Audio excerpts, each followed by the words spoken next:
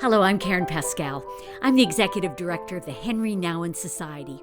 Welcome to a new episode of Henri Nouwen, Now and Then.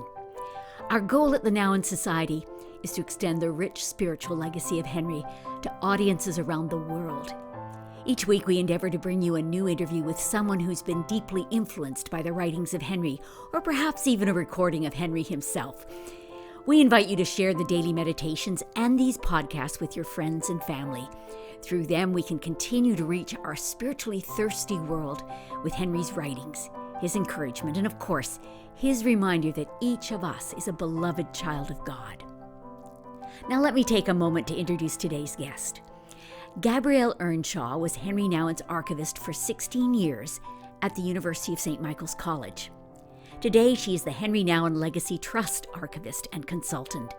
Gabrielle co-edited the book Turning the Wheel, Henri Nouwen and Our Search for God. She also is the editor of many very important books drawn from Henri Nouwen's writings. Gabrielle assembled Love Henri, the first book of Nouwen's letters.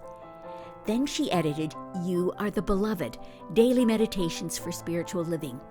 And most recently, she was the editor of the book Following Jesus, Finding Our Way Home in an Age of Anxiety. Recently, I read a beautiful article Gabrielle had written addressing the question of what has Henri Nouwen to offer to us in the midst of this pandemic.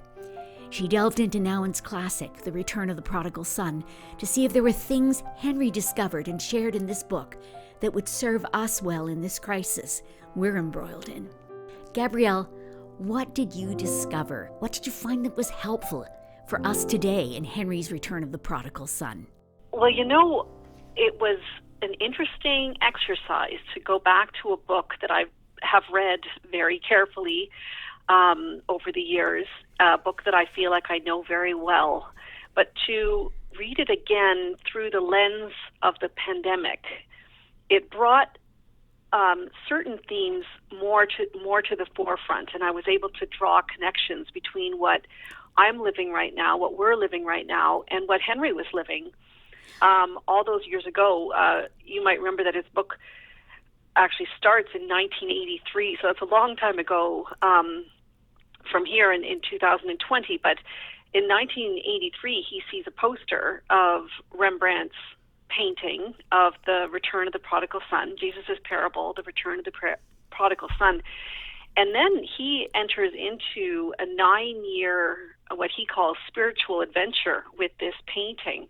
And the book outlines, some of the ways that the painting was able to transform the way he lived his life, from a very sort of nervous, restless, self-rejecting person into somebody who dared to say, I would like to become not just a sort of a returning child to God, which is what the parable is about, but also to actually be like the father in the parable and in the painting, which meant being a very loving person. And I think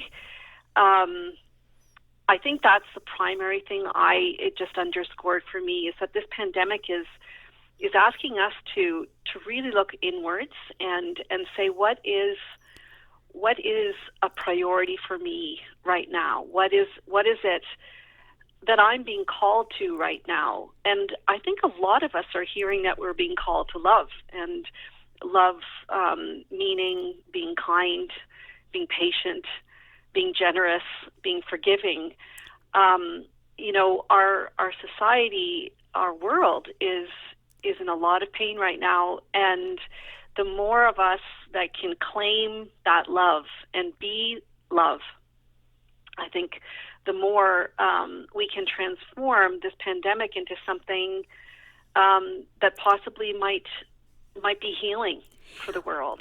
What do you find that, as we look out and we see, in a sense, the fear that's there, and we see the reality of being forced into isolation, what do you find people, in a sense, naturally doing, in a sense, busying themselves with or whatever? Because, yes, this might be the deeper journey, but what do we tend to do that may be something we have to identify and then make some other choices.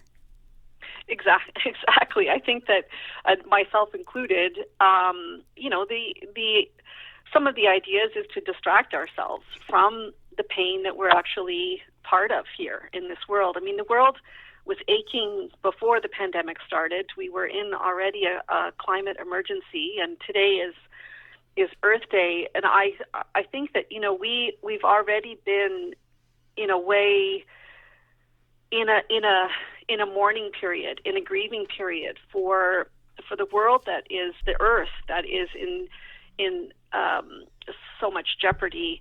And now we add in the pandemic, which is adding a lot of suffering on a very, very real, visceral level for a lot of people. And I think it's human nature to try to distract ourselves, to try to, find things that are funny, or, to connect with people. And all of that is very good. I think Henri would might caution us with being distracting ourselves too much, and that in fact perhaps just he talks about homecoming, and we can use homecoming as a nice metaphor, but I mean homecoming can mean coming home to ourselves, and maybe at times during the day, during our days, instead of choosing to distract ourselves, we might choose to just spend some time in stillness. And stillness might also include silence. And when we're choosing stillness and silence, we might then sort of turn our attention from our thoughts and from our worries and our anxiety and turn towards what Henri calls presence. And for Henri, presence was in us and all around us, and we have we can be attuned to presence at all times, but it does help to be still and to be quiet and to carve out some time in our days for presence, for listening to God, and that can also, there's lots of words for God, and one of them is love. So listening to love. One thing that Henri's book, The Return of the Prodigal Son, that was a bit, whenever I read it, I always have to remind myself that yes, the parable is as much about us returning to home, returning to our home base, our home plate of love, but it's also about receiving love. Henri, as a lot of people who know him and read him understand, he was a person who had a propensity for self-rejection. He often felt like he wasn't good enough, or that he had to kind of make himself, more successful or more followers than he had. He had at his core, he had this self-understanding that often felt like it was not worthy.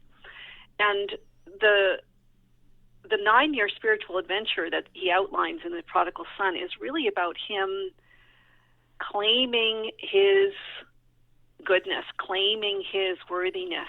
And that involved him, like the younger son in the parable, of receiving God's love. And, sort of, in the painting and in the parable, the son is kneeling at his father's, with his head on his father's chest. And there's a kind of way that we too need to stop running around and looking for things and actually just come back and receive God's love. Henri's got this wonderful way of saying, all the time, for most of my life, I've been out there looking for God, when all the time God was looking for me. And that's about homecoming, right? Like, that's about coming back to ourselves. And I think that this pandemic, as anxiety producing as it is, with real concrete worries for people, we can also make that a discipline, make that a practice of spending time with God and receiving God's love. I love your phrase there about carving out time or empty space for God. But it's interesting in that image. If we just focus on that first image of the, if people see the picture. By the way, we will have that on our website that you can go and see that picture. If you're not familiar with the picture that inspired Henri, it's important for you to see this image. There is this beautiful, beautiful Rembrandt image, and the son is just kneeling in, I think the word that occurs to me is exhaustion. And I think there's a certain level of exhaustion right now that we're all facing with the pandemic. There's a kind of flurry within us because we don't even know where we're headed, and we're weary of everything that it's demanding of us, and yet it's demanding more.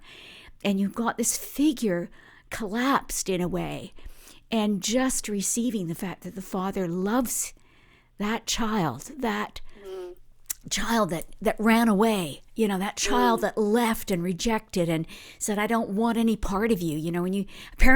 When you ask for your inheritance before the father dies, you're really basically saying, I wish you were dead, Dad. So, there he is. This kid is coming back and just wants to be, a servant in that household because he knows his father treats the servants better than he's been treated. But there we are. That is a profound image. Is there more that you want to explore in that, or can you also help us understand some of the other images that you think speak to what we're going through right now? Well, I guess there's one thing about the younger son, if we want to stay with him a little bit longer. He had essentially followed his passion, right? He had said to his father, I want my money now, give it to me now, which is akin to saying that his father, he didn't mind if his father died. He wanted the money now. He went out and he followed his passion, and he was, for a while he had a really good time. But then eventually the money runs out, and he has to think about where, how is he going to live from now on? And that's, that could be a parallel to what we're living as well in terms of, as a society, have we been squandering the resources that we've been given? And I am referring specifically to the Earth's plenitude. And have we been, as a society, as humanity, have we been taking it for granted and exploiting it too long? And is this moment, this pandemic moment, the time that we're sort of stopped in our tracks, and can we sort of look beyond the fear, move beyond the fear, and ask, is this a moment that I can come to my senses? Like the younger son, he has to come to his senses, and when he does, he starts that journey back home. And I think that that's where, we might think about, how could I begin my journey back home, to goodness, and to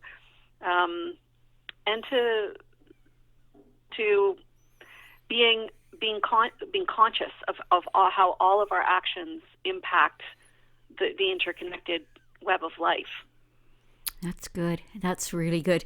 I love that image, that it's important for us to realize that the father longs for the child to come home.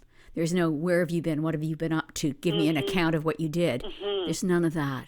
It's, I'm so glad you're back. And I think that was what I found so rich in Henri when I had the opportunity to interview him about this. It was just that, I'm so glad you're back. I'm so glad you're back. And that God doesn't meet us with judgment and what have you been up to, but he meets us with a welcome that says, you're my beloved, you're my child, and I want you back. Tell me about the older brother. Did you get anything from that serves us well? Oh, the older brother. For a book I wrote about the return of the prodigal son, I read through a lot of letters that Henri Nouwen received from readers. And I didn't do an exact poll, but most of the people who were writing to him were saying, I really relate to the older son. Some people related to the younger son, but most people related to the older son because he's the one who's dutiful. He's the one who did, followed the rules, did everything right, and was stuck by his father when the younger son abandoned him, rejected him, and And yet, as Henri Nouwen and Rembrandt, if I love the way that you suggested that people look at this actual painting, because the way that it's painted, the older son is outside the main pool of light. The younger son is kneeling with his head on the chest of his father, and the older son is looking on with his hands clasped in front of him, kind of like a shield, and he is no closer to being home than the younger son. He is actually imprisoned by his own resentment and his bitterness at his younger brother. And I just wonder if, like, I know within myself, I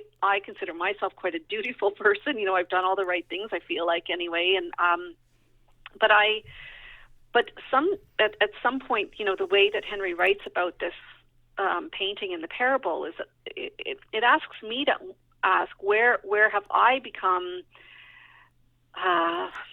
judgmental and bitter around other people, and where is that holding me in a kind of a vice grip?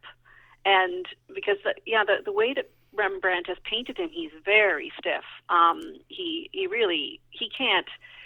He can't celebrate that his brother is back. This is not good news for him, and that means that his heart has become constricted.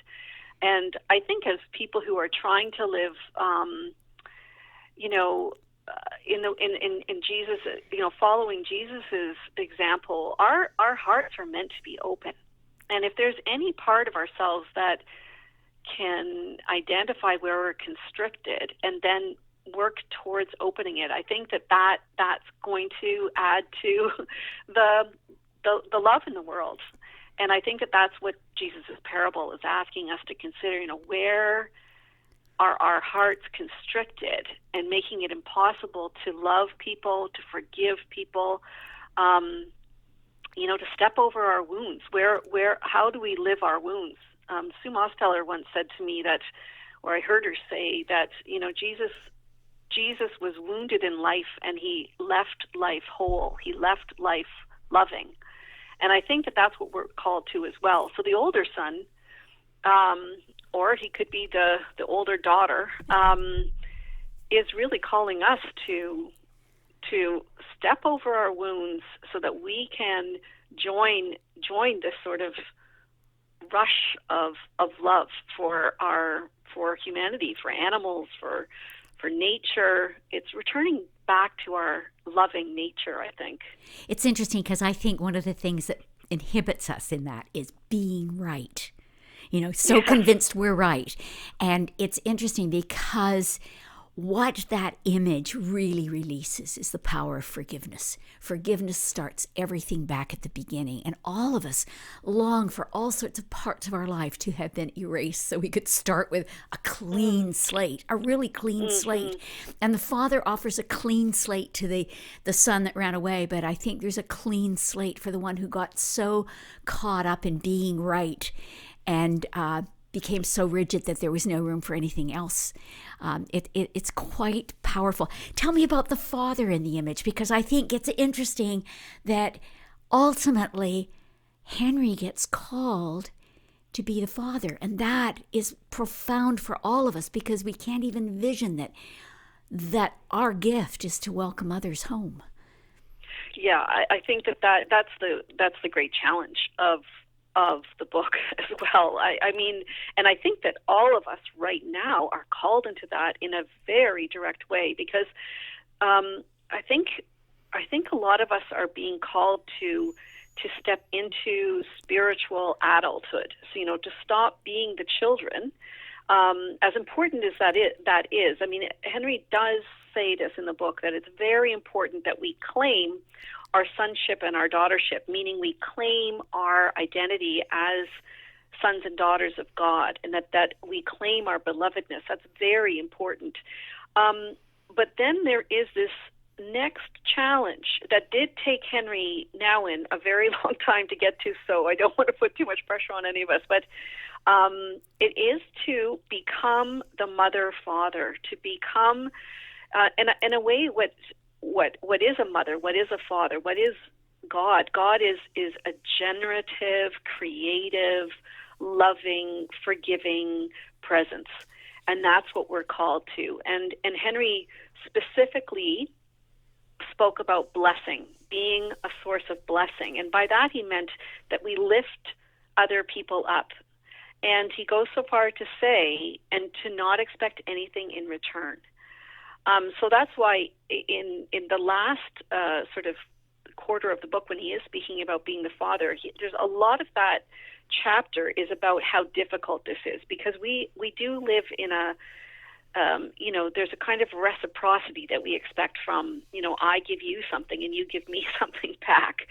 And that really is, there's a transactional quality to human love. And Henry is being called, and he accepts the call, and then he asks us to accept the call of being more in a kind of God's way of loving, which is to bless people without expecting anything in return.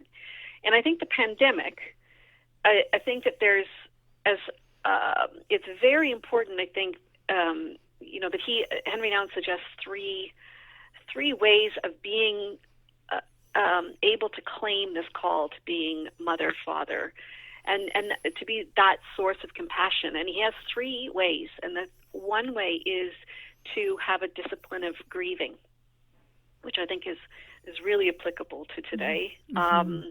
I think that that we acknowledge and we spend time in lamentation. Our prayers can be can contain lamentation, the Psalms. I find myself turning to the Psalms because there's this sort of why God, and I think that we can give time over to grieving, and then the other thing, that the second of the three, is that we be forgiving, and you've mentioned that, is that we have a practice of forgiveness. Forgiveness is very, very difficult, and of course Henry wouldn't be saying, accept any kind of physical or psychological harm. He's not talking about that. But he is saying that there are places in our lives that we can forgive. I mean, when in the story of his book, which was a very pivotal moment, is when he forgave his father for not being the father he wanted. And he'd spent pretty much his entire adult life wishing that his father loved him in the way that he needed to be loved. And after a very severe accident in which he was in a precarious sort of life or death state, he came out of the accident with this real desire to forgive his father. And when he did, that's when he was able to really consider being the father in the parable, to being the compassionate mother-father. And then the third aspect that Henry says helps us to become compassionate people who can really feel the suffering of the world and enter into it, is to be generous. Mm-hmm. And it means generous with our time, with our gifts, and of course with our resources. And generosity, kindness, warmth, this is what will generate transformation in our world. And I think that those, maybe those would help all of us who see the value and the importance of stepping into our spiritual maturity, into our adulthood, to do that. I wonder if another ingredient in that is actually gratitude. And it's hard right now to be grateful. It's like it's a fresh beginning in our lives. It was easy to be grateful for all we have. There are people right now facing losses beyond what I can even imagine, and my heart just goes out to them. We're all trying to find our footing on ground that seems to be shifting underneath us. But I do think there's an incredible power in a gratitude for the smallest of things, and then being great resources of love to other people, and resources that are, if we can be resources in physical ways, wonderful. If we're limited because we're not allowed outside our doors, certainly we can be so supportive of all those who are making life go on for us right now in such an amazing way, whether they're the people that are across from us when we go and buy buy groceries, or they're the person that's caring for someone we love in a hospital setting right now. We have there aren't really words that make this time make a lot of sense, but we're all in there together, that we know. I was curious about something that I wanted to ask you about, and that was, what part did reading the Bible have in Henri's life, and how did he read it? And are there any lessons in that for us that we might find useful right now? I'm thinking about how there's a word, lectio divina, but I don't know if everybody knows what that means. But how did Henri read the Bible? I think he did it daily, but what did he do with a passage? How did he approach it? Well, yeah, you're right. I think that he used lectio divina, which is taking scripture or passages from the Bible and reading them very slowly, repetitively, and then allowing the words, the meaning of the words, to descend from the head to the heart. So it's a kind of meditation. It's a kind of sort of rolling those words around in your heart and seeing which ones sort of have resonance. I think Henri did that with scripture, so that he entered into the scripture as though he was walking around in the passage with the people who were there. And it's a book that I recently edited of Henri's talk that he gave. It's called Following Jesus, and in that he does a lot of this where he gives us really good examples of how to enter into a scriptural passage. So he'll say, get in there, be each person in the passage. So I mean, the book The Prodigal Son, The Return of the Prodigal Son, is actually lectio divina and visio divina, because visio divina is when you take an image and you do the same type of thing. You don't look at it and analyze it so much as gaze at it and internalize it, and kind of ask questions like, how does this relate to my own experience? And in fact, The Return of the Prodigal Son is a master class in how to do this, with both the written parable, but then also how Rembrandt painted it, and how then Henri is able to see it.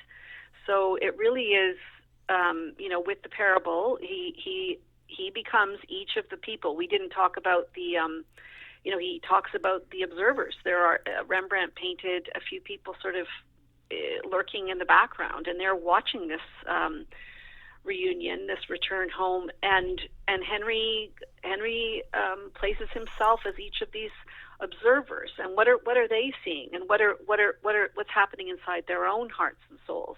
So that's, I think, Henri had both. He used his imagination a lot. I think he would encourage us all to use our imagination to try to enter as much as we can our whole person into a scriptural passage. I liked what he said once, that often that the word that really it resonated with him in his morning prayer, he would take it and kind of place it in an inner chamber of his heart. I kind of think of it like an inner library or an inner, reading room, and the word would be there. And he said that then throughout his day, that word would somehow have meaning for other people. He would meet people, and that word would be so on his heart that somehow that, and he found that the people coming to see him or asking him for spiritual direction would be fed by that word as well. So there's a kind of way that the word can kind of incubate in us. Mm-hmm. I think that's some of how he read. I mean, he also was a scholar and did a lot of reading himself. But in terms of his morning prayer and his evening prayer, I think that's how he used scripture for his own spiritual development. There's another idea that I think you might help me understand, and that's the idea of spending useless time, or a uselessness of our time. How did Henri, tell me a little bit about that? I don't quite understand it.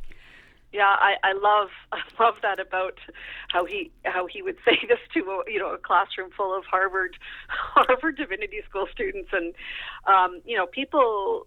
I would say, and I put myself in this same group. I mean, we've been told that we need to be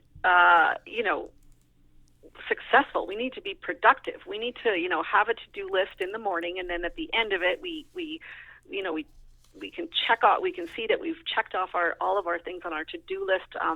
We're very task-oriented, step-oriented. 5 steps to losing weight and all of that. So when Henri says that we should be useless in front of God and with God, I mean, he is so countercultural, and he knows exactly what he's saying.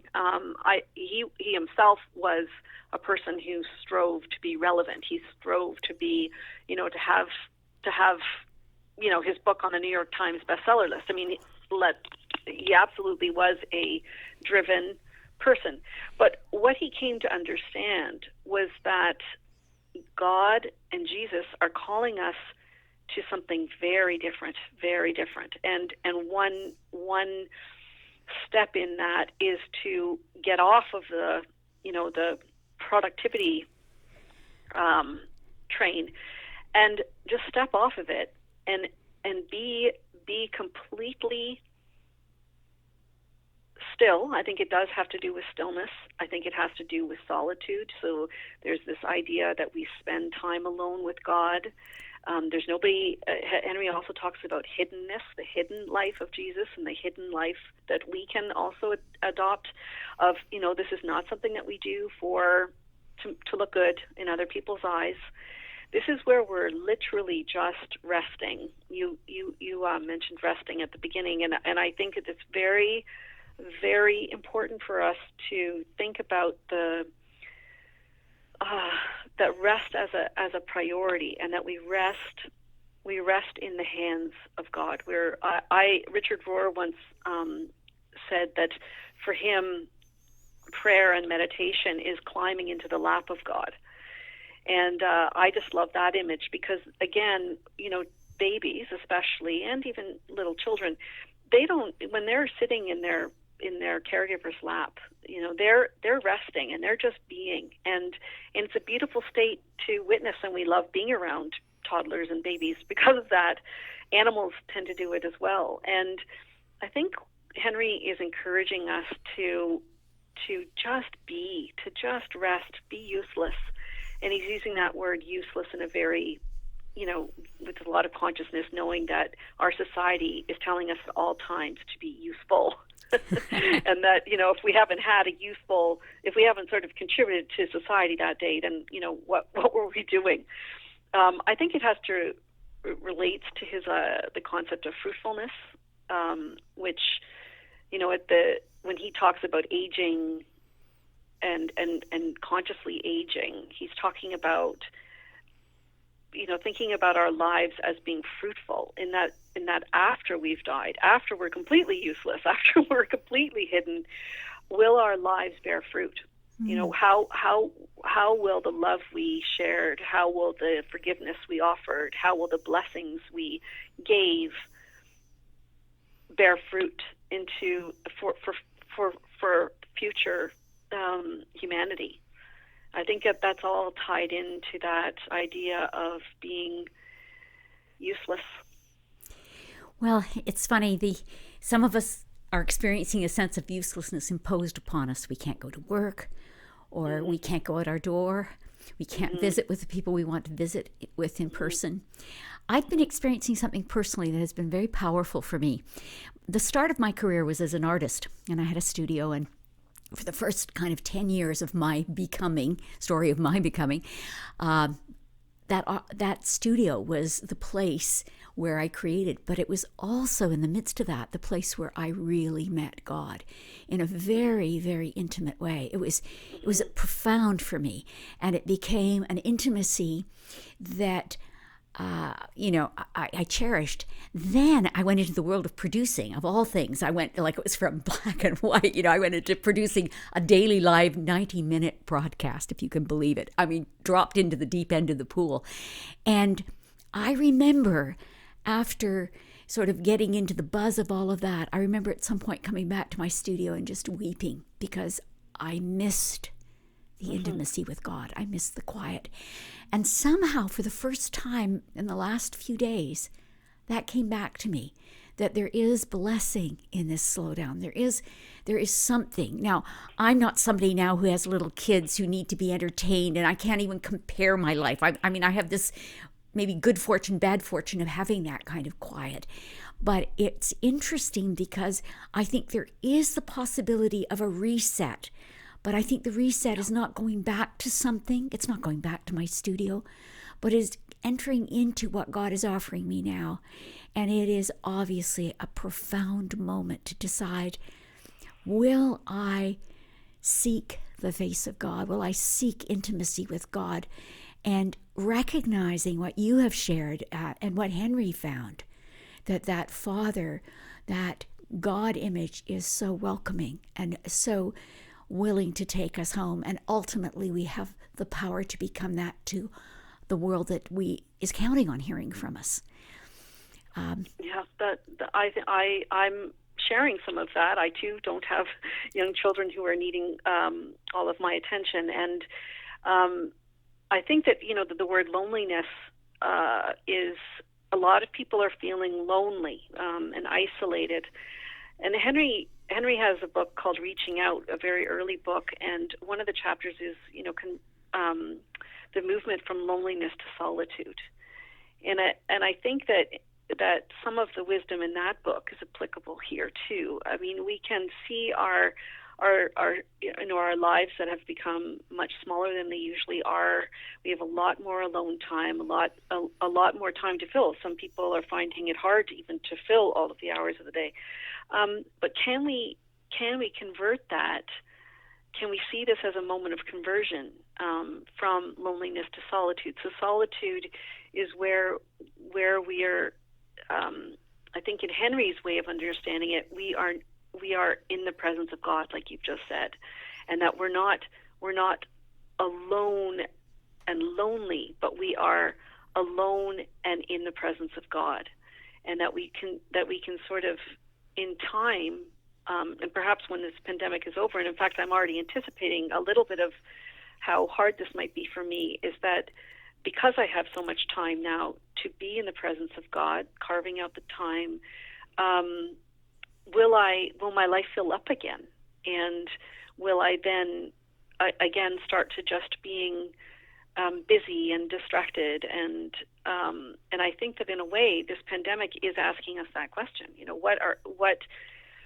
When it's over, how will we be? And we're being asked that individually, as well as a society, as a world.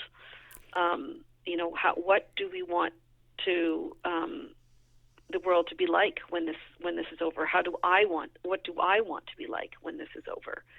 And I think one way of being creative with this time, and we've got a lot more time to be attentive to the people in our lives. We've got a lot more time to be attentive to the beauty all around us, and appreciation for the beauty of the earth. And I hope that some of those things will be what we'll be able to carry forward. Thank you, Gabrielle. I always love interviewing you. You are so full of ideas, and you bring a depth of insight into the writings and teachings of Henri Nouwen. But beyond that, I really love your honesty. One thing that I wanted to make sure I spoke about, because I think it's a really important part of the book, and I think it applies to us. And you've already mentioned gratitude, the discipline on the practice of gratitude, and how important that is. In order to be loving people, we need to be grateful people. And another thing that I think you'll appreciate too, as a way to end this, is the way that Henri speaks about the importance of celebration. And the reason why I think it's so important to mention is because a lot of us would think that this is the very last moment that we need to be celebrating. That we'll celebrate when it's over. We'll celebrate when we've got a vaccine. But Henri is saying the exact opposite, and I wondered if I could just read a passage from the book that I think might be a source of hope and possibly inspiration for people. Would that be okay? It's about yes, celebration. Please do it, yes. So it's on page 108. So he says, I don't have to wait until all is well, but I can celebrate every little hint of the kingdom that is at hand. This is a real discipline. It requires choosing for the light, even when there is much darkness to frighten me. Choosing for life, even when the forces of death are so visible.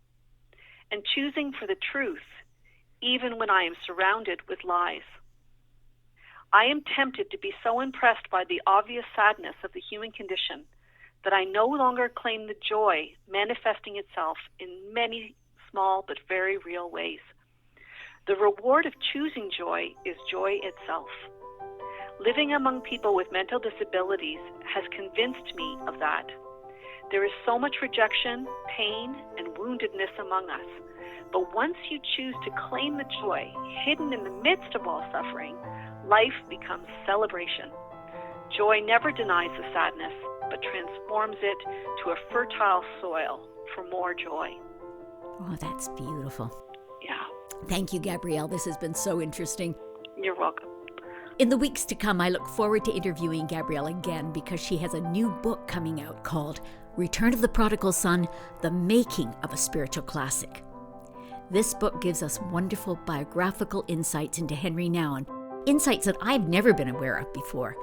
The book will be launched on May 12th, so watch for it and be sure and join us when we do a podcast exploring the contents of this great new book by Gabrielle Earnshaw. Thank you for listening to today's podcast. For more resources related to today's program, click on the links on the podcast page of our website. You can find additional content and book selections. Thanks for listening. Until next time.